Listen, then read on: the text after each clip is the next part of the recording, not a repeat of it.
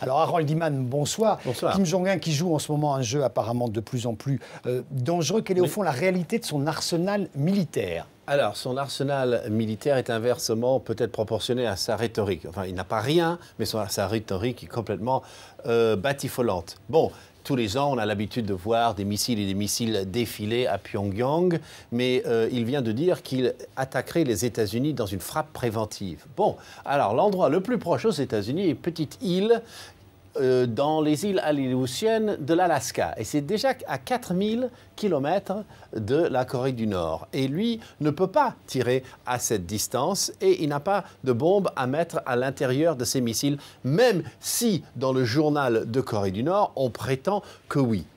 Parce que, tout simplement, ça serait un saut quantique gigantesque. Et en plus, il a au Japon... Le Japon qui regarde, qui est quand même armé, il y a des Américains stationnés au Japon et à la Corée du Sud avec 25 000 Américains. Bon, s'il faisait ça, je pense que la riposte serait archi rapide. Alors, Harold, c'est une crise qui a d'ores et déjà été marquée par beaucoup d'épisodes. Oui, bon, c'est un feuilleton qui va de plus en plus mal, enfin qui devient un drame. Quelles sont les étapes? Le 12 décembre de l'année dernière, il a tiré une fusée.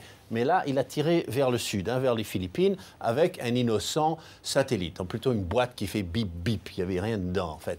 Le 12 février, alors tout récemment, il a fait exploser une bombe nucléaire. Alors ça, c'est beaucoup plus inquiétant dans son sous-sol. Là, on était à 6-7 kilotonnes, on commence à rattraper Hiroshima, ça devient gros, mais c'était sous terre. Ensuite, le 25 février, eh bien, ici en Corée du Sud, cette dame-là, Park Geun-hye se fait élire présidente et elle dit « ça suffit avec tout ça, je pense que je vais geler nos relations ». Et il a vu rouge, il a menacé les États-Unis, car les États-Unis étaient en train de mener des sanctions contre lui à l'ONU. Donc finalement, qu'est-ce qu'il veut ce Kim Jong-un?